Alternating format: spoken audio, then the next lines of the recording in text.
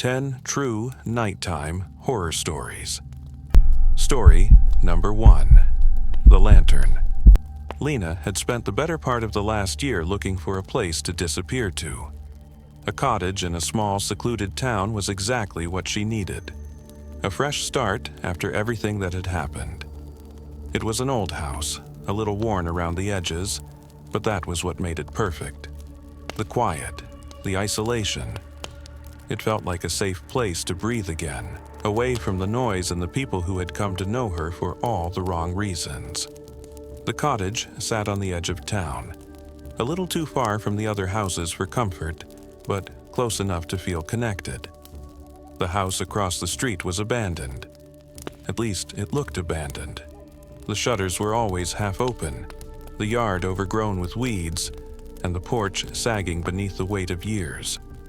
But there was something about it that tugged at Lena, as if it were waiting for her to notice it. The first night she settled in, Lena felt a strange calm settle over her. It wasn't the kind of peace you get from quiet, it was more like the absence of noise. The kind of stillness that wraps around you, fills the spaces between thoughts, and gives you the room to forget for a while. Then, just before midnight, she noticed it. A faint flicker of light from the window across the street.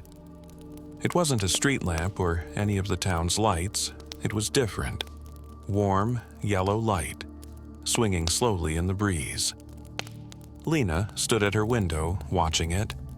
She hadn't heard anyone in the house across the street for days, so she figured it was probably just the eccentric old neighbor who lived there before her. He had been a quiet man, someone she heard people talk about only in passing. He was known for his odd habits, taking midnight walks with a lantern in hand, disappearing for days at a time, and always keeping to himself. The next night, the light appeared again, just before midnight, swinging gently in the same way, as though it were waiting for her to see it. Lena smiled faintly, dismissing it as the lingering habits of a man she would never meet. But the days passed, and the lantern continued to appear. Night after night, it swung back and forth in the window across from her own, never missing a beat. Lena couldn't help but wonder about it. She started watching more closely, feeling the odd sensation that it was waiting for her attention. She had heard the neighbor had passed away months ago. No one lived there anymore. And yet, the lantern appeared, without fail, at exactly the same time. She decided one night to find out for herself. She slipped on a pair of shoes and stepped outside, walking across the street under the soft glow of the moon. The house stood there, dark and quiet, as if the lantern's light was the only sign of life it had left. Lena stood at the edge of the yard, looking up at the window. The lantern swung back and forth, the light growing brighter, its motion eerily deliberate. She waited, and yet no one came. No creaking of floorboards, no footsteps in the yard, only the lantern, gently swinging in the empty air. A shiver ran down her spine. Something didn't feel right. The next night, she couldn't resist the pull to go outside again.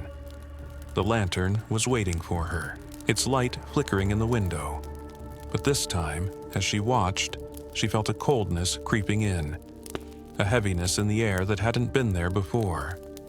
The lantern swung lower now, closer to the edge of the window, closer to her own. The wind had died down, yet it continued to move, as though an unseen hand was pushing it. Lena stepped back from the window, heart racing. The stillness was oppressive now, the air thick with something she couldn't name. But it wasn't the wind that had made the lantern swing.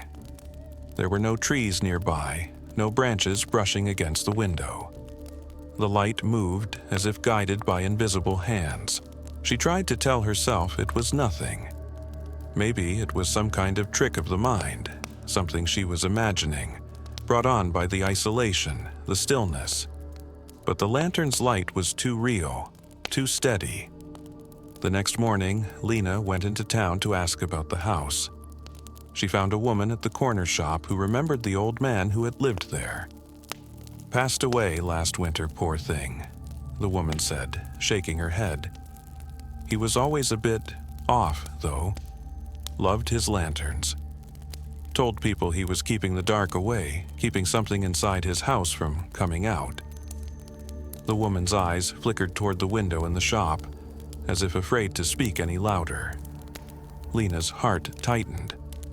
That same night, she watched the lantern again, but now she knew it wasn't the old man. It couldn't be.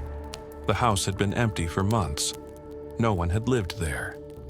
Yet the lantern continued to swing, closer and closer to her window each night, its light more insistent, more alive, as if it were calling her. On the 7th night, the lantern was almost against the glass of her window. The light flickered wildly, casting shadows across her room. Lena stood there, frozen, knowing she had no choice but to open the door and walk across the street. It felt inevitable, like something that had been building for weeks. She stepped into the night, and with every step she took toward the house, the lantern seemed to respond, swinging faster, brighter. When she reached the house, she pushed open the door, soft, old wood creaking, and the lantern fell silent. The house was dark, its rooms untouched by the years. But as she stepped inside, a chill rushed through the hall. She turned, expecting to see something, but the lantern had gone out. She didn't hear anything but her own breath, short and uneven. She walked further into the house, her heart thumping in her chest, and then she saw it. An old chair in the corner of the room, pushed back against the wall. A figure sat there, its face hidden in the shadow, hands resting in its lap. Lena didn't wait to see the rest. She turned and ran out, her breath coming in gasps, her feet hitting the gravel outside. The lantern, swinging gently in the empty window, was the last thing she saw before she fled into the night, leaving the house, and whatever it was that lived there, behind. But even as she left, the light continued to swing, just a little closer. Story number 2. The Unseen Guest. When Clara arrived at her aunt's house, she was hoping for the kind of peaceful summer she had always dreamed of. Quiet, slow, and far from the noise of the city. Her aunt, a woman of few words and even fewer visitors, had invited her to stay for the season. The house sat on the outskirts of town, a little too far from the nearest neighbor to ever feel truly connected to the world. It was the perfect escape, or so Clara thought. The house itself was old, faded paint peeling from the wooden exterior, a garden choked by weeds, and the air inside always a little heavier than she remembered. Her aunt had lived here for years, and though the place had its charm, Clara couldn't help but feel there was something strange about it. It wasn't anything she could point to, nothing obvious. But as she walked through the rooms, there was a quiet pressure, a feeling that the house itself was waiting for something. The first night, Clara tried to settle into the spare room that had been prepared for her. She unpacked her suitcase and sat by the window, gazing out over the overgrown garden. There was something oddly comforting about the stillness, like time had forgotten this place, and for the first time in months, Clara felt herself relax. But then, just as the clock struck midnight, she heard it. The scraping sound of a chair moving across the kitchen floor. Clara froze, her heart suddenly racing. It was a faint noise, almost imperceptible, but it was there. She leaned closer to the window, peering into the dark yard as if something outside might explain the sound. But there was nothing, just the shadow of the house and the blackness of the night. She shrugged it off as her imagination, the house settling in the cool night air, maybe even the wind. But the next night it happened again, and the night after that. Each time, the sound was the same. A chair scraping across the kitchen floor, followed by an unsettling silence. The first few times, Clara tried to tell herself it was just the house. Maybe the old wooden floors were simply creaking with age, or perhaps it was just her aunt moving about the house, though Clara knew her aunt kept odd hours and never mentioned getting up in the middle of the night. One evening, after hearing the noise again, Clara decided to confront it. She slipped out of bed, careful not to disturb the quiet air, and tiptoed toward the kitchen door. Her heart beat loudly in her chest as she reached for the doorknob, the cold metal pressing against her palm. She opened it slowly. The kitchen was dark, save for the faint moonlight spilling in through the window. The room was empty. Nothing was out of place. No chair was moved, no sign of life in the quiet space. Yet the air was thick with something.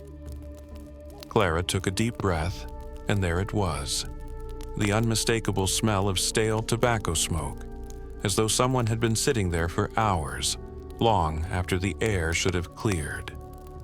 It lingered in the corners, clinging to the shadows.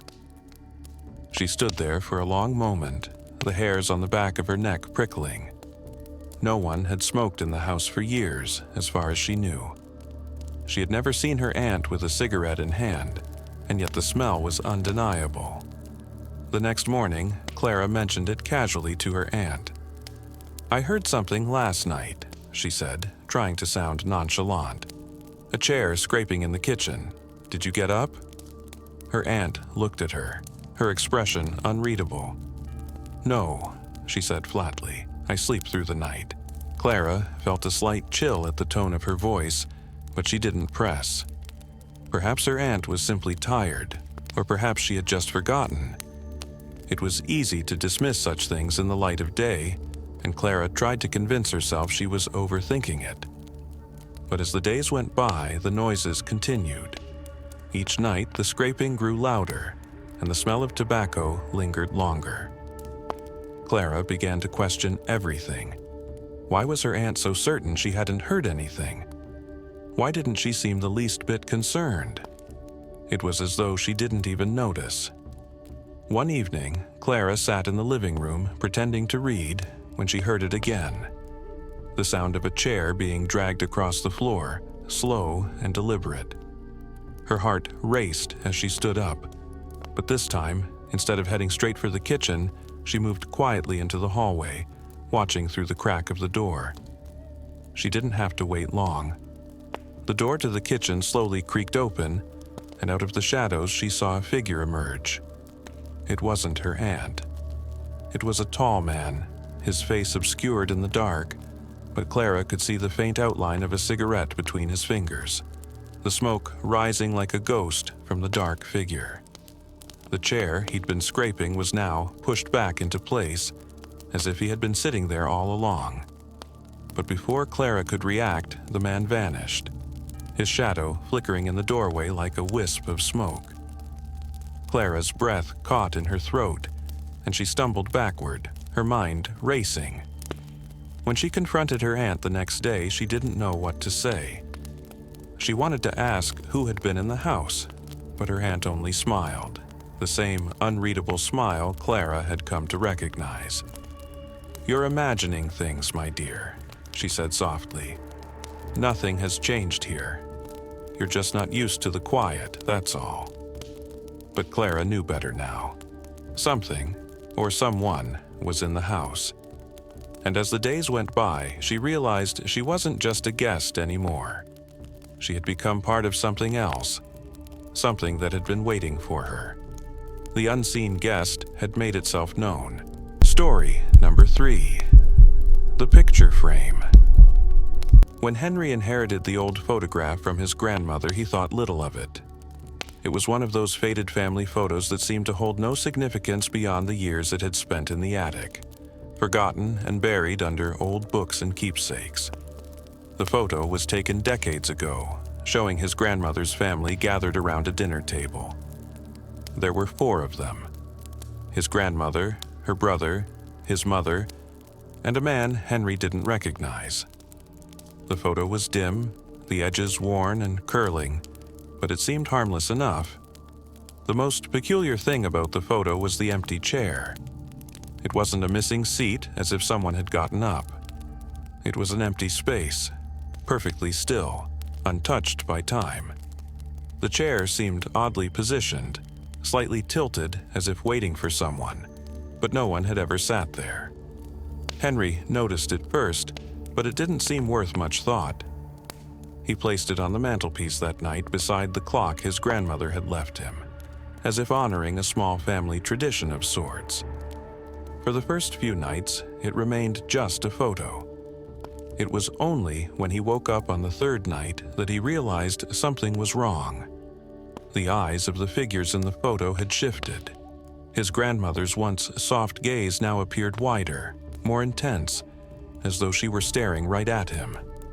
The man, whose identity Henry couldn't place, seemed to be looking directly at the camera.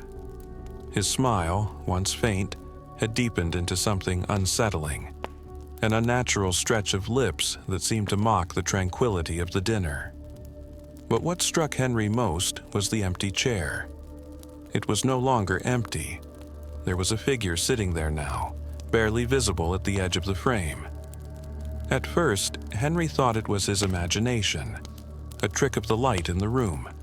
He stood up, heart racing, and rushed to the mantel. He turned the photo over, hoping to find some kind of explanation, but the back of the frame was clean, without a hint of a name or date to guide him. He hesitated, the faint memory of his grandmother's stories about family curses tugging at the back of his mind. She had always told him tales of things that couldn't be explained, things that lingered in the corners of the house when the lights went out. The next night, the photo had changed again. The eyes were wider still. His grandmother's mouth had twisted into a grin, the edges sharp and unnervingly wide. The figure in the chair was clearer now, dressed in dark, unfamiliar clothes, its face indistinct but unmistakably familiar. Henry couldn't place it at first, but the longer he stared, the more it looked like his father. It was the same height, the same posture, but there was something off about it.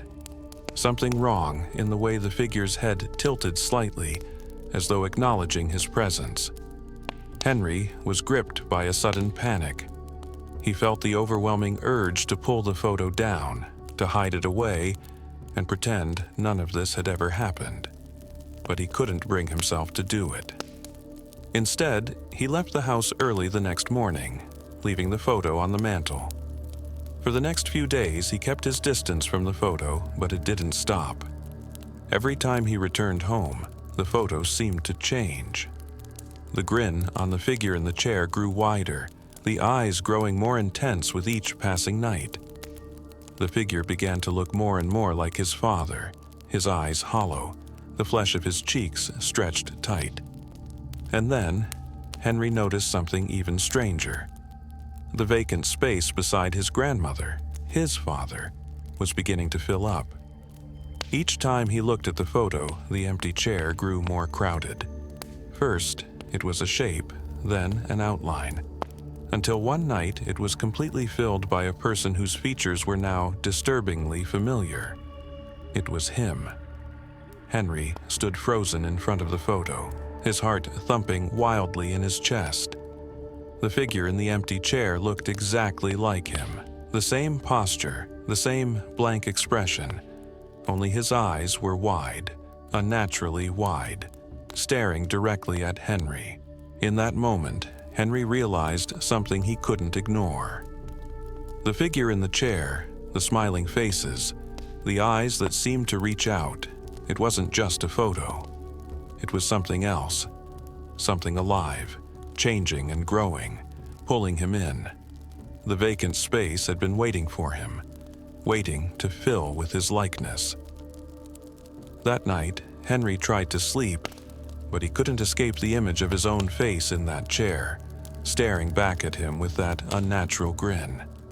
And every time he closed his eyes, he saw those wide, hollow eyes, his own eyes, staring back at him. The next morning, when Henry finally worked up the courage to confront the photo, he found it had changed once again. The figure in the chair was now clearly him, his reflection frozen in a smile, his eyes wide and wild in the way he could no longer control. The last change was the most disturbing. When Henry looked at the photo, the chair was empty again. Except now, the vacant seat was waiting for him. Story number 4. The light in the attic. When Claire moved back into her childhood home, she expected it to feel familiar. She had spent so many years running away from the place, only to return after her mother's passing. The house, a large old building on the edge of town, had always been quiet. Too quiet, she thought.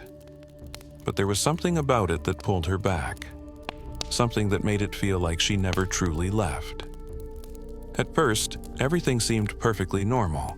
The creaky floorboards, the drafty windows, those were the things she remembered.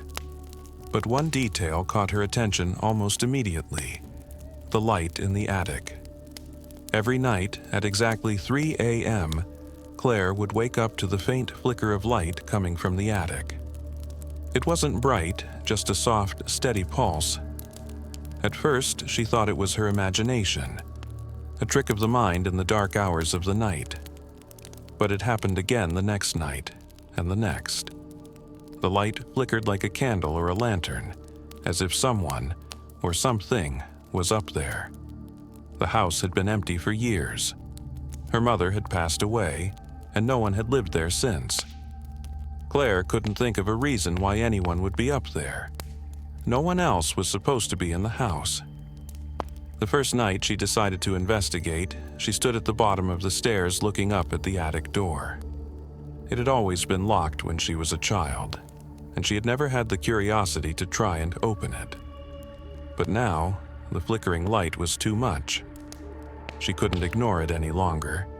The stairs creaked under her weight as she ascended, the old wood groaning in protest.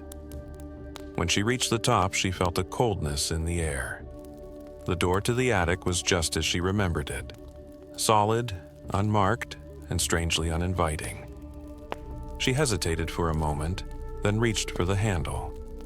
It turned easily, the door opening with a soft squeak. The attic was exactly as she had left it, dusty and filled with forgotten things. Old furniture covered in sheets, boxes of clothes, and a musty smell that clung to the air.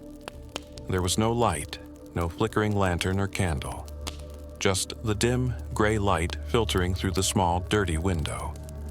But the light had been coming from somewhere, she was sure of it. She stepped inside, her footsteps muffled by the thick carpet of dust. She looked around, squinting through the darkness, but there was nothing. No lamp, no flickering candle, just shadows stretching across the room. The silence was almost suffocating. Then, her eyes fell on something in the corner, an old trunk, covered in dust and cobwebs. It was familiar, though Claire couldn't quite place why. She hadn't remembered seeing it before, but something about it felt important. Her hand trembled slightly as she walked toward it, the faint scent of perfume reaching her nose. It was a smell she recognized, though it wasn't something she had smelled in years. It was her mother's perfume. She opened the trunk, and inside she found clothes. Old dresses, worn and faded with age. They were the kind her mother used to wear when Claire was younger, and a chill ran down her spine. But it wasn't the clothes that made her freeze. It was the journal. Tucked beneath the clothing, she found a small, leather-bound journal. It was old, the pages yellowed with age, and it felt heavy in her hands. The cover was cracked, and the corners were worn from years of use. She opened it slowly, her heart pounding in her chest. The writing inside was her mother's, her familiar, elegant handwriting, though there was something strange about the words. The journal detailed the experiences of a young girl, a girl who had never left the attic. The girl described the light she had seen each night, the same flickering light Claire had noticed. But it wasn't just a light. It was something else. Something that had been with the girl for years. Something that had kept her trapped in that attic. The girl had written about feeling watched, about hearing whispers in the dark, about the coldness that settled in her bones. She wrote about the sense of waiting, of never being allowed to leave. The last entry in the journal was the most chilling.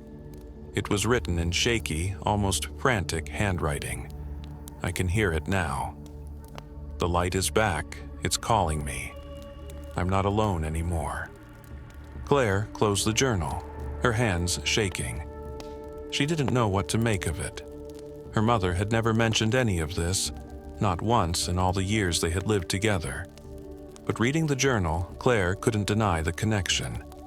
The girl in the journal, the one who never left the attic, seemed to be the same as the girl she had once been. The daughter of the house, the one who had always felt the strange presence in the walls, the whispers that had kept her up at night, and now the light was back. The light that had once called to her mother was calling to Claire. Suddenly, the air felt colder. The silence in the attic grew heavier, as though something was waiting, watching her from the shadows. She felt the weight of the room pressing in on her, the old trunk and the journal in her hands now feeling impossibly heavy. The light flickered again, and for a brief moment she thought she saw something standing in the corner, just beyond the reach of the dim light. Her mother? The girl from the journal? Or something else, something far older and far more dangerous? Claire closed the trunk with trembling hands, the smell of her mother's perfume lingering in the air. She quickly left the attic, the door shutting behind her with a soft click. The light didn't follow her down the stairs, but she knew it would return. It always did. And next time, she wasn't sure she would be able to escape it. Story number 5. The Voice in the Walls. Maggie and Richard had always dreamed of living in the countryside. After years of city noise and crowded streets, the idea of a farmhouse in a quiet, secluded area seemed perfect. They found the house after months of searching. An old stone farmhouse that had been abandoned for years, its history nearly forgotten. The price was low, and the land surrounding it was beautiful. There were no neighbors for miles, just rolling hills and a few scattered trees. They moved in one warm autumn afternoon, eager to start fresh. The house felt heavy, as if it had seen too many years of silence, but Maggie dismissed it. Old houses were bound to have their quirks. The walls creaked, the floors groaned, but nothing out of the ordinary, at least not at first. That night, after they had unpacked and settled into their new bedroom, they noticed the strange sound. It started faintly, just a soft whisper in the air, something almost inaudible. Maggie thought it was the wind. Richard thought it was the house settling. But as the night deepened, the whispers grew louder, more distinct. It wasn't just a sound anymore. It was a voice, low and murmuring, as if someone was speaking just beneath the walls. They lay in bed in the dark, staring at the ceiling, trying to convince themselves it was nothing. But the voice continued, quiet and persistent, a language they couldn't understand, its rhythm unsettling. It seemed to come from everywhere, behind the walls, above the ceiling, beneath the floorboards. At first, they tried to ignore it, but it wouldn't stop. The next night, the whispers were louder. Maggie could hear them now more clearly, though the words were still foreign, slipping in and out of her comprehension. She turned to Richard, her voice shaky. "Can you hear that?" she asked. Richard frowned, sitting up. "It's nothing, just the house. Old houses make noises." But even as he spoke, his voice wavered, and Maggie could see the worry in his eyes. But as the days went on, the whispers didn't stop. They only grew louder, more insistent. It was as if they were beckoning, drawing Maggie and Richard toward something they couldn't name. The voice was no longer just whispers. It was a language, ancient, foreign, and impossible to ignore. One evening, as dusk fell and the whispers grew to a crescendo, Richard decided he had had enough. He stood up and walked toward the hallway, determined to find the source of the sound. He pressed his ear to the wall near the staircase, the murmuring almost vibrating beneath his skin. It wasn't just the walls. There was something behind them, something hidden. Maggie joined him, her face pale with fear. "We have to know what this is," she said, though she wasn't sure if she was trying to convince Richard or herself. They spent the rest of the evening searching the house, trying to find a place where the sound was the strongest. In the hallway, just beyond the kitchen, they found it. A small, nearly invisible door, hidden behind an old tapestry. The door was wooden and worn, its edges concealed by layers of dust and cobwebs. Maggie reached out, hesitating for a moment, but then opened it. Inside was a room they had never seen before, though it was only a few feet away from their bedroom. The room was dark, the air thick with the smell of mildew and decay. But as their eyes adjusted to the dim light, they saw the walls, covered in letters, written in the same strange language that filled the house. The letters were crumbling, yellowed with age, and the words seemed to writhe on the paper as though they were alive. Maggie stepped forward, her heart pounding. "What is this?" she whispered, her voice trembling. Richard bent down to examine the letters, his face pale as he traced the faint, curling script with his finger. The words felt wrong, like they didn't belong in this world. But as he stared at them, something began to stir in his memory. A feeling he couldn't explain, as though the words were calling to him too. The whispers in the walls were louder now, more urgent. They seemed to rise from the floor beneath them, as if the house itself was alive, breathing through the cracks and crevices. The room was cold, colder than it had any right to be. Maggie stepped back, a sudden chill running through her.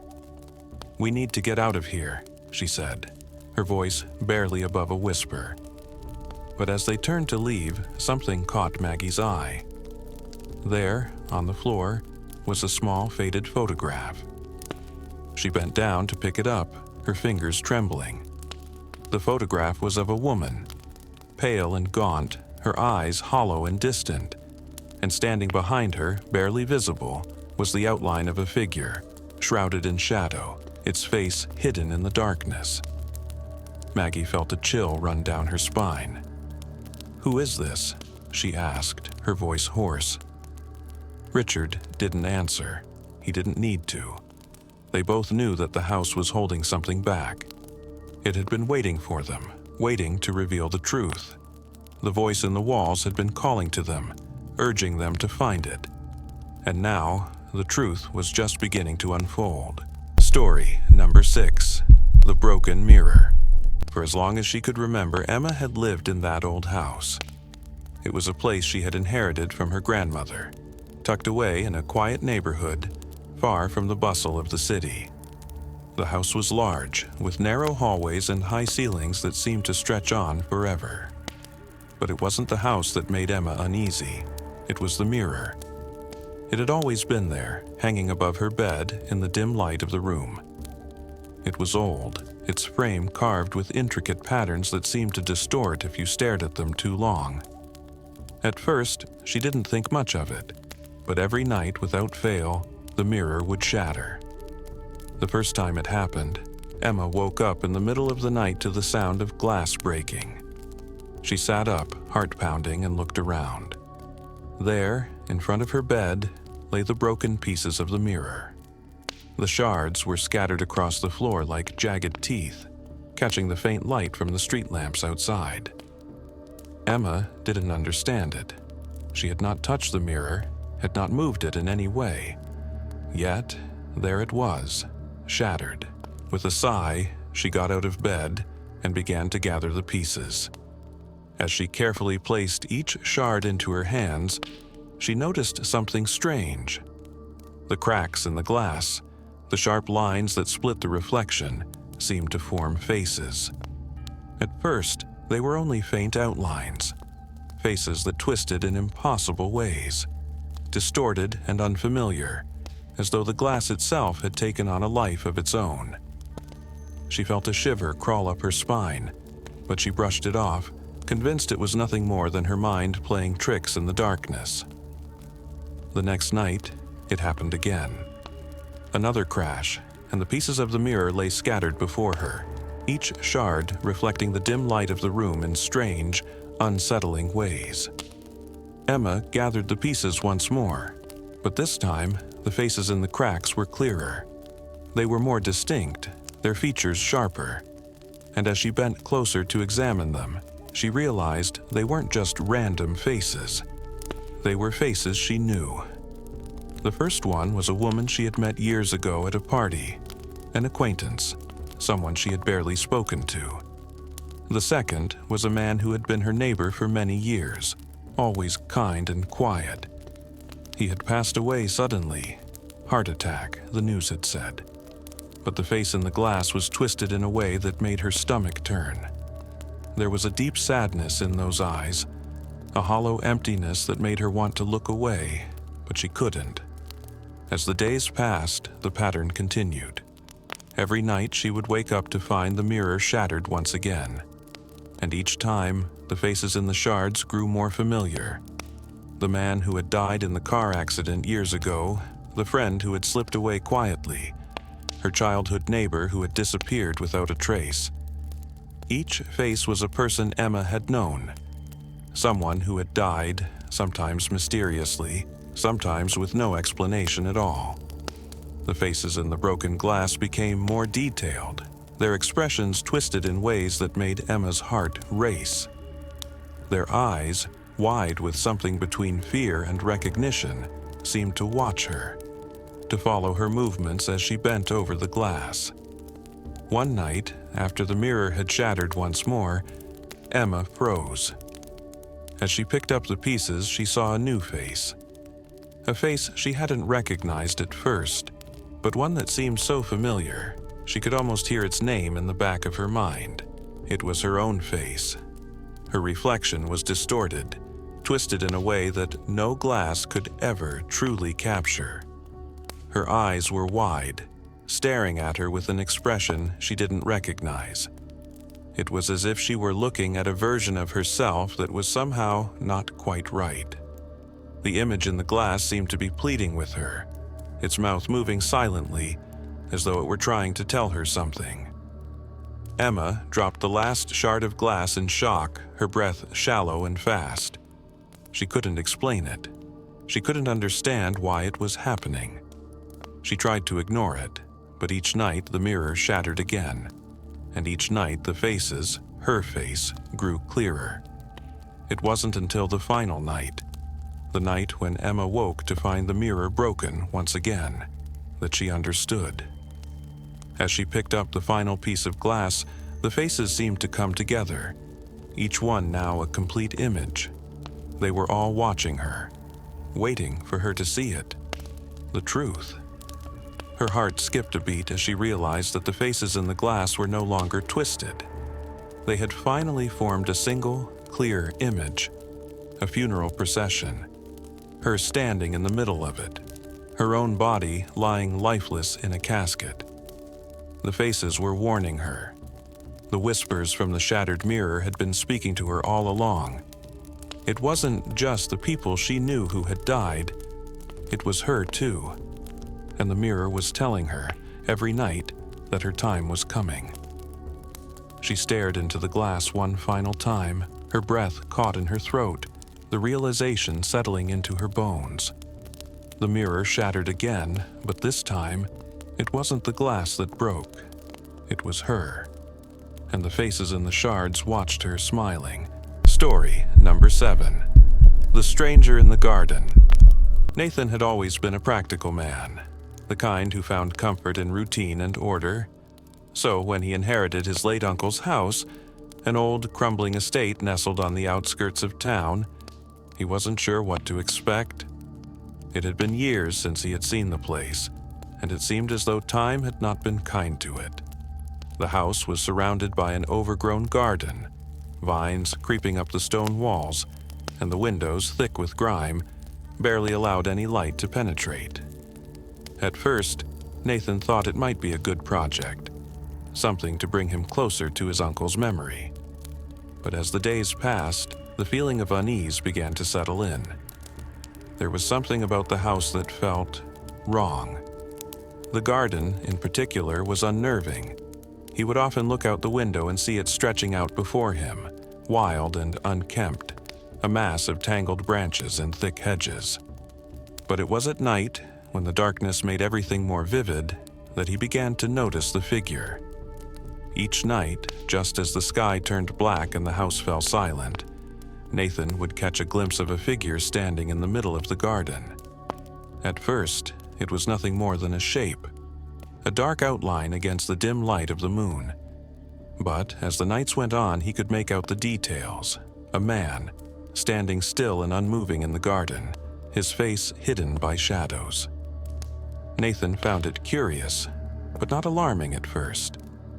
Perhaps it was a trick of the light, a shadow cast by the trees or a reflection from the windows. But when the neighbors never mentioned the strange figure, when no one seemed to find it unusual, his curiosity turned to confusion. Why hadn't anyone else noticed? Why hadn't anyone commented on it? The figure never moved. It stood there, night after night, staring out into the vast garden with a stillness that seemed almost deliberate. The longer Nathan watched, the more the figure seemed familiar. Something about the posture, the way it stood so perfectly still, made him feel as though he were staring at a reflection of himself. One evening, after yet another night of watching the figure stand motionless in the garden, Nathan couldn't take it any longer. He needed to understand what it was. He couldn't keep wondering if it was his imagination or something deeper. He decided that tonight he would confront it. With a mix of apprehension and determination, he slipped out of the house and into the garden, the moonlight casting long, eerie shadows across the overgrown grass. As he approached the spot where the figure stood, his heart began to race. The air felt colder now, as though the very atmosphere of the garden had shifted. When he finally reached the edge of the garden, Nathan stopped dead in his tracks. The figure was still there, but it wasn't another person at all. It was him. His own reflection stood there, staring back at him, frozen in place as if mimicking his every movement. The face was obscured by shadow, but Nathan knew it was him. His hands were clenched at his sides, his posture rigid and stiff, just as he was standing now. But it was impossible. He wasn't looking into a mirror. The garden was still. The air was still. There was no glass between him and the figure, only the cold night air. He stepped forward, his breath coming faster, his steps hesitant. As he moved, the figure's posture remained unchanged, its movements exactly like his. It was him, standing in the garden, staring at him. Nathan froze, realizing the terrible truth. He wasn't looking at a stranger. He was looking at himself. The garden seemed to close in around him, and for a moment, the world felt impossibly small. The figure didn't move, but the realization washed over him like cold water. The figure had always been him, had always been standing there, waiting for him to understand. With a shudder, Nathan turned and ran back to the house, the figure still standing in the garden, unmoving, watching him from the distance. When he looked out the window later that night, the garden was empty. The figure was gone. But the unease remained, the sense that something had shifted in the house, something he couldn't explain. And for the first time, Nathan felt as though the garden had always been waiting for him.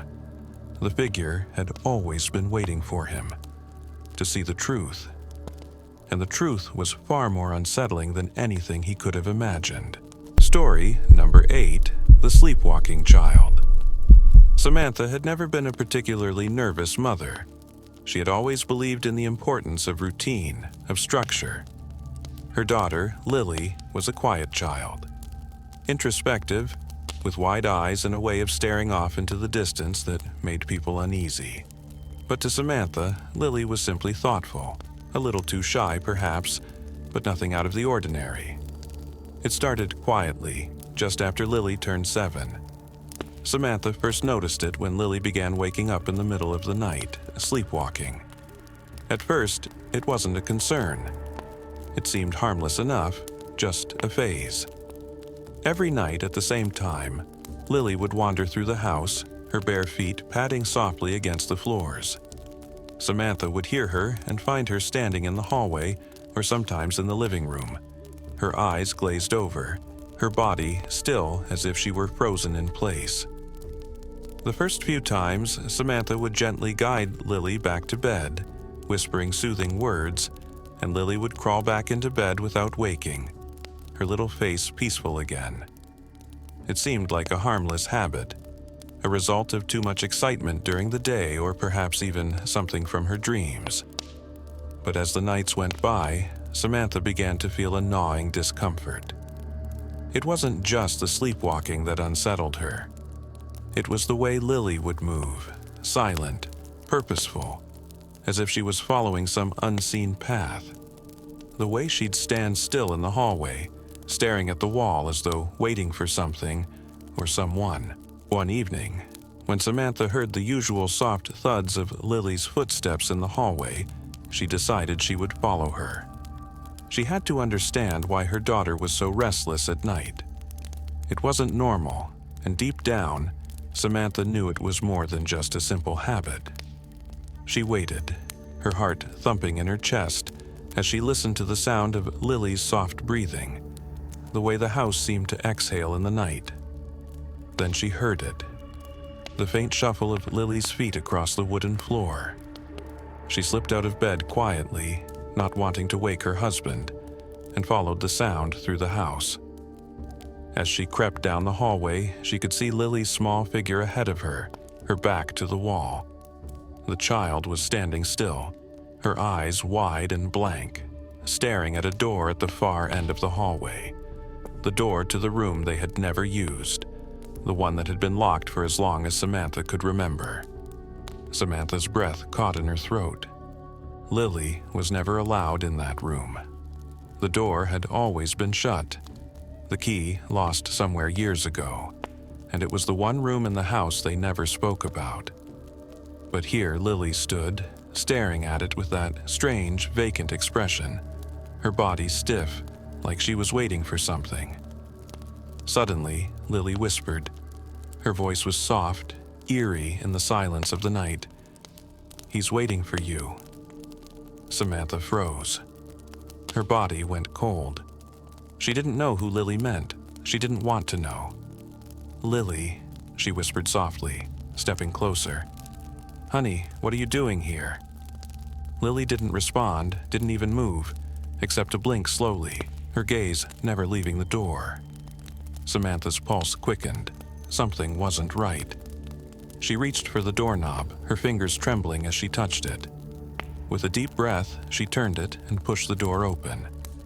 The room was empty, just as it always had been. Dusty, untouched by time. But there, in the far corner of the room, a single chair rocked gently, as though someone had just left it. The faint creak of the chair echoed in the otherwise still air. Samantha's blood ran cold. She looked at Lily, but her daughter had not moved. She stood there, still as a statue, staring at the empty room. Her face was pale, her expression distant. Samantha stepped into the room, her heart hammering in her chest.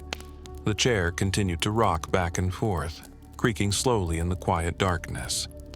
She could hear the sound of her own breathing, loud in her ears, but the room felt wrong, like it was watching her. "Why is the chair moving?" Samantha whispered, more to herself than to Lily. But Lily didn't answer. Instead, she turned her face toward her mother, her eyes blank and unblinking. "He's waiting for you, Mommy," she said again, her voice hollow. Samantha stumbled back, her mind spinning. She didn't know what was happening, didn't understand, but she couldn't shake the feeling that the room, the chair, and the silence were all waiting for something or someone. Without another word, Samantha took Lily's hand and led her back down the hallway, away from the door, away from the room that seemed to hold something far older, far darker than anything she could understand. But as she tucked Lily back into bed that night, the chair in the locked room continued to rock, slowly, back and forth, waiting. Story number 9. The Man in the Shadows. Margaret had never been one to believe in ghosts or things that go bump in the night. She considered herself a practical woman, grounded in reality, someone who lived by logic and reason. But ever since moving into the old house on Elm Street, something had changed. It was subtle at first, almost like a fleeting thought she couldn't quite grasp. Every night, without fail, she would wake up at exactly 3:17 a.m., the same time each night. And every night, without fail, there would be a figure standing at the foot of her bed. At first, she thought it was just her mind playing tricks. The figure was always indistinct, just a dark silhouette against the faint glow of the moonlight creeping through the curtains. She'd sit up, heart racing, but when she would blink and rub her eyes, the figure would be gone, leaving her with a lingering sense of unease. She would tell herself it was nothing, roll over, and try to sleep again. But as the nights went by, the feeling of being watched grew stronger. The figure never left, always returning at the same time, standing motionless in the same spot. Margaret tried to ignore it, telling herself that it was just a result of the stress from the move, or perhaps the house's old creaks and groans playing tricks on her mind. Yet, something about it felt wrong. The air would grow colder. The room would grow unnervingly still, as if the entire world outside had been paused. And one night, as she woke to the familiar sensation of someone standing at the foot of her bed, she felt something else, something that made her blood run cold. She felt its breath, warm, shallow, and steady against her skin, as though someone was standing so close that their breath brushed against her. Margaret couldn't move, couldn't speak, could only lie there, frozen in place, her body tense with fear. The figure didn't move, didn't speak. It just stood there, its presence so oppressive it filled the entire room. Desperate for answers, Margaret couldn't ignore it anymore.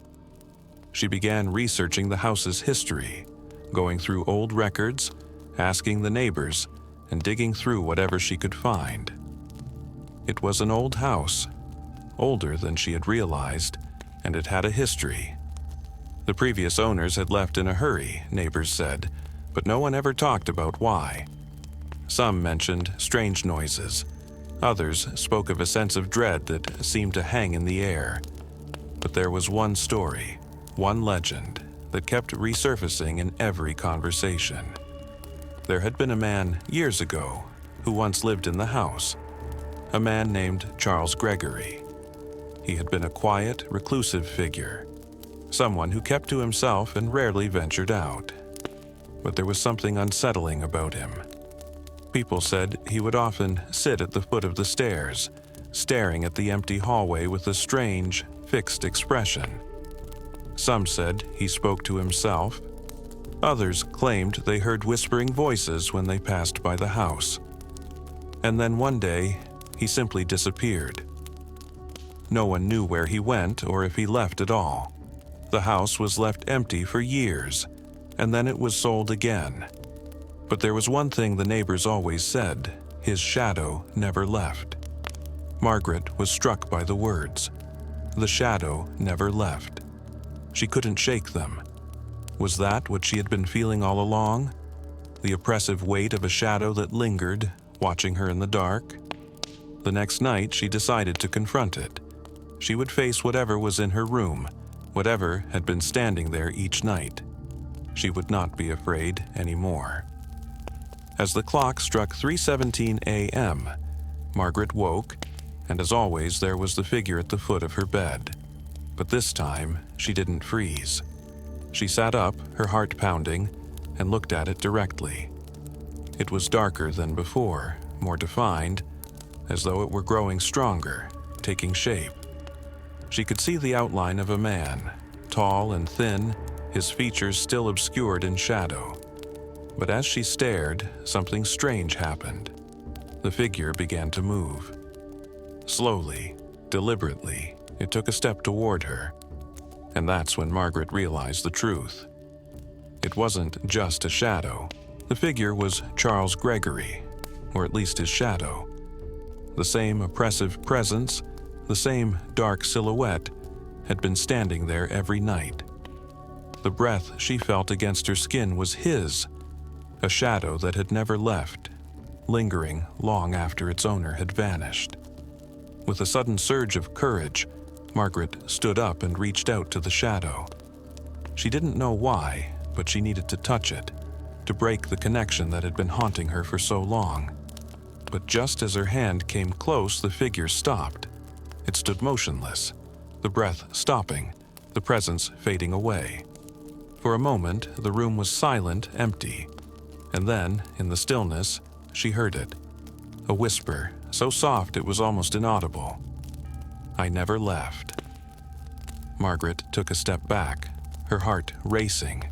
She had faced it, but the shadow had not gone.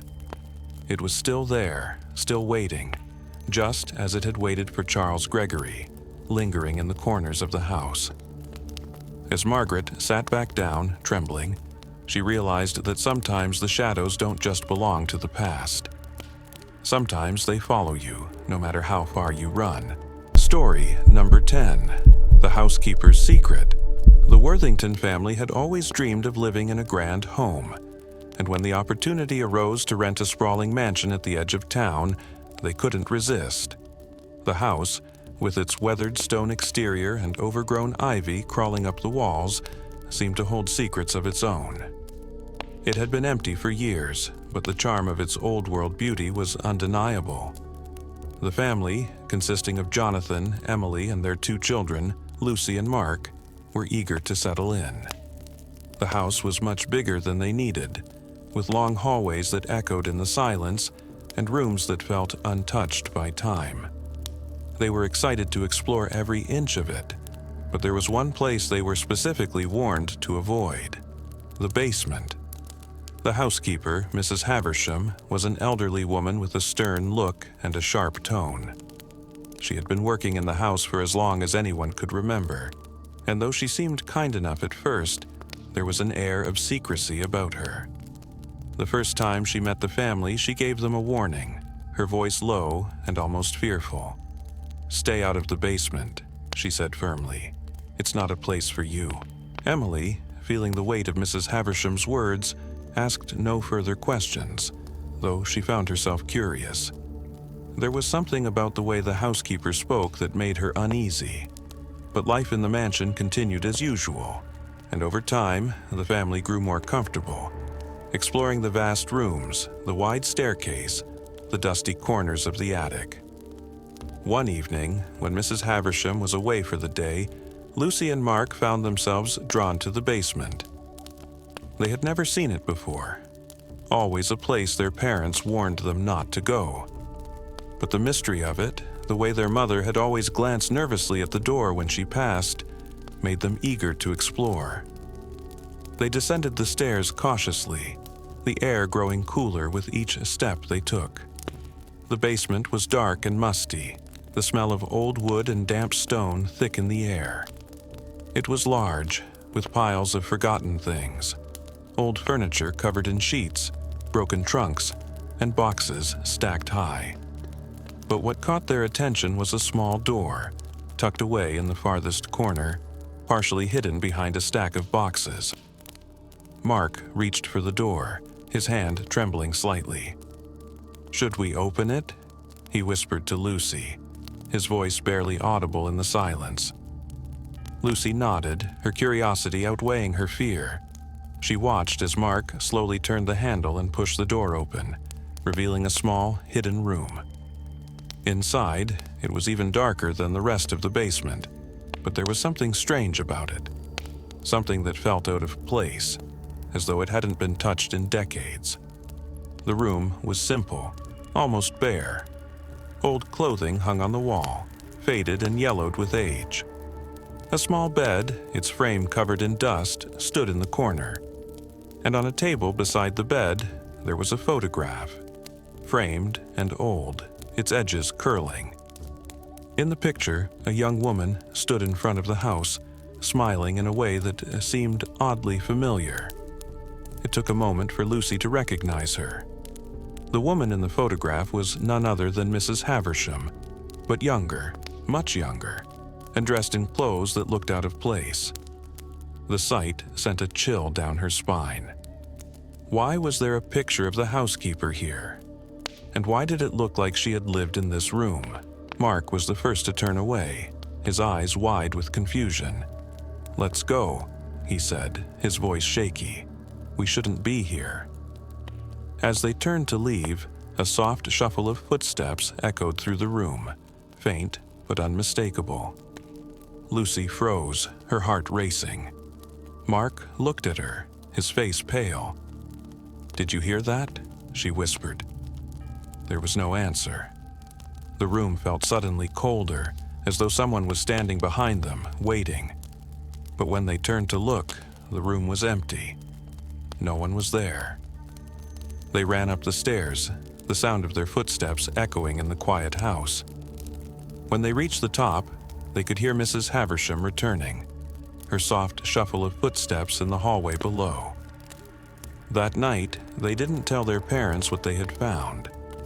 But as they lay in bed, the image of the photograph haunted them, and the sound of those footsteps, the soft shuffle that seemed to follow them, lingered in the air, as if the house itself was keeping its secrets. The next morning, the room was locked again. Mrs. Havisham never spoke of it, and no one asked. But every now and then, when the house was still and quiet, Lucy could swear she could hear the faint sound of footsteps in the hall, coming from nowhere and going nowhere at all.